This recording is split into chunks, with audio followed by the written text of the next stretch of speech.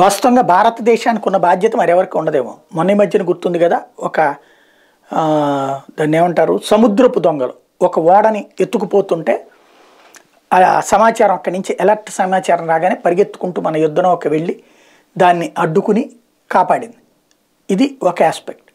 తాజాగా మనది మామూలుగా సముద్రపు జలాల్లో లెక్క ఏంటంటే 200 నాటికల్ మైళ్ళ వరకు కూడా ఏ దేశానికి సంబంధించినా సరే ఆ సముద్రానికి 200 నాటికల్ మైళ్ళ దూరం వరకు కూడా ఆ దేశపు ఆర్థిక మండలి కింద ఉంటుంది.